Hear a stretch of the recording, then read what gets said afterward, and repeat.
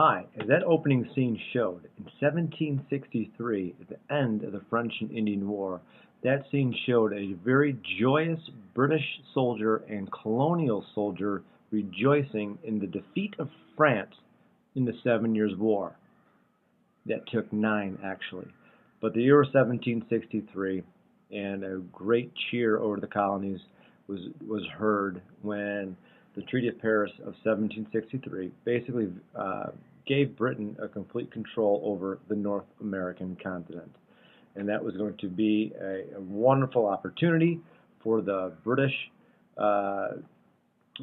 colonies in North America to expand westward and really take advantage of the economic opportunities that was going to be afforded to them out in the past the Appalachians. However, that was not going to be the case. So after the war, there was an extremely high sense of nationalism, even though we know a nation wasn't really formed yet. But patriotism or an American identity, colonial identity, was formed at the end of the 7 Years' War. And so the American colonists felt pretty happy with themselves in the idea of being equal to their English counterparts across the sea.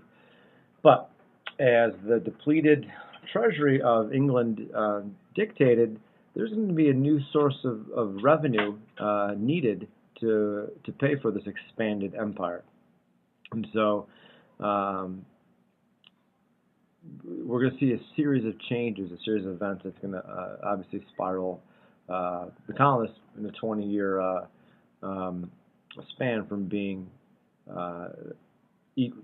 thought of themselves as equals to Great Britain to complete independence in a 20-year span.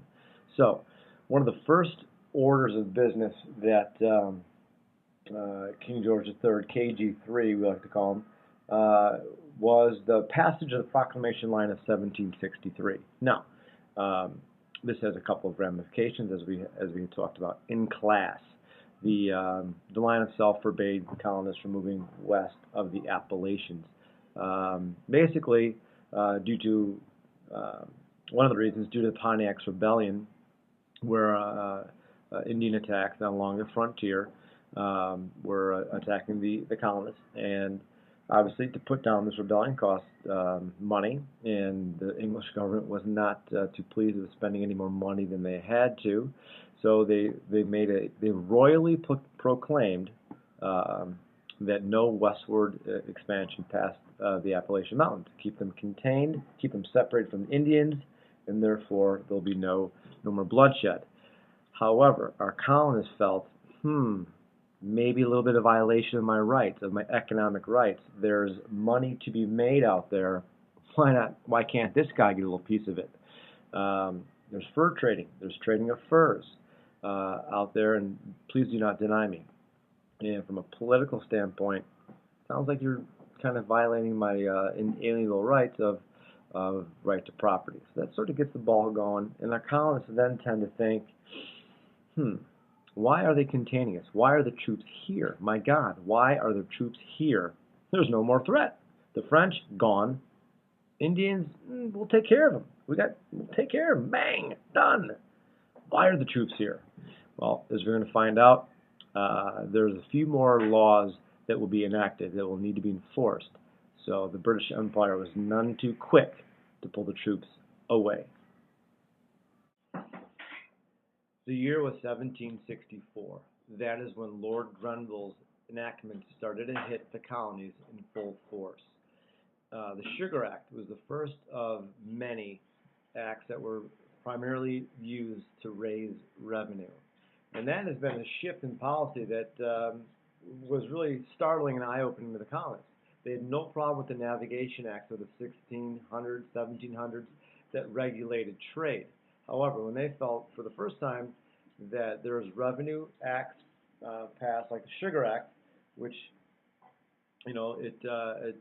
its main goal was to raise revenue rather than regulate trade. This they felt was a violation of the rights as Englishmen, and it was really the beginning of the cry of no taxation without representation. after the Sugar Act of '64, which again primarily only affected the New England area, uh, England then also, fearful of a post-war economic crash, passed the Currency Act of 1764, which basically um, forbade the colonies from printing off their own legal tender, and they would not, which they had prior, and the British Empire did not recognize the colonial legal tender as valid, and therefore could only pay their debts in hard currency, which would have a disastrous effect on the economy of the colonies. And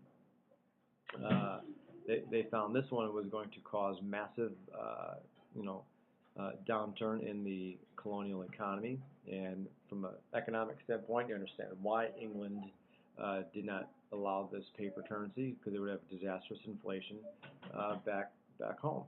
So a couple key things there that we're talking about: post-war economy, fear of rapid inflation due to the colonial printing off of the dollars, and what should the empire do with the troops after the war? If they bring them home, it's going to cause obviously stress with the job market, and so yet another reason to keep them in the colonies. 1765, the Stamp Act was passed again, and this was going to be a stamp on many day items and goods, paper products, documents, dice, legal documents. That, of course, would be the another tax raised. That, of course, would go for housing the soldiers, paying for the British soldiers here. And this was again a cry for no taxation without representation. And this starts really the theory or the policy of virtual versus actual representation. Now, colonials, they asked for actual representation. They wanted a colonial agent elected and represented in Parliament the needs of the colonists. And the Empire basically said, no, all Englishmen are virtually represented in the Empire, in Parliament, excuse me. Virtually everyone is represented in Parliament, and we make decisions as best for the Empire. And so this starts a whole new idea of, all right, our rights of Englishmen have been violated.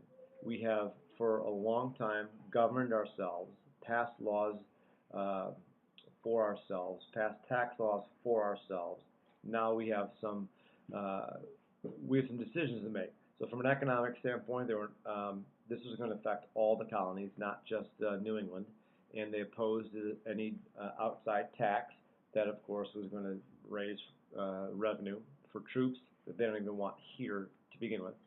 Two, it is going to kind of rally the representatives from many colonies to Stamp Act Congress to form, and they were going to boycott any of the goods that were going to be have the stamp on it.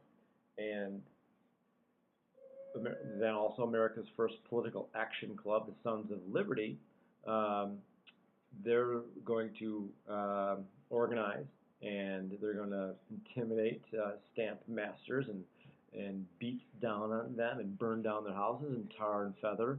So we have a couple aspects of dealing with the Stamp Act, and also it encourages the intellectuals to write in response of saying that their rights, their inalienable rights, have been violated.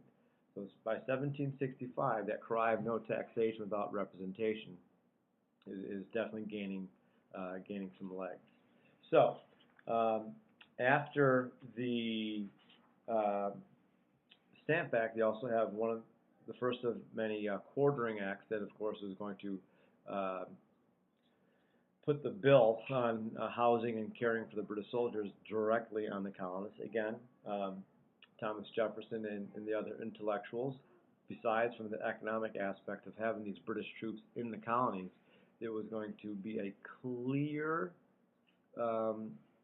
presence of these troops would really a standing army among civilians, that Thomas Jefferson believes leads to tyranny and oppression. And obviously he's seen this pretty clearly, because that's exactly what's going to be happening in the next decade with British soldiers enacting all the colonial laws. Colonial laws passed by Parliament. So after much deliberation in Parliament about this Stamp Act fiasco, they repeal the Stamp Act. So no money has ever been raised from this tax, but it was the principle that that Parliament heard the protest, understood, repeals it, and then in 1766 passed what was called the Declaratory Act, which basically says that we are reasserting our right to do whatever we want with the colonies.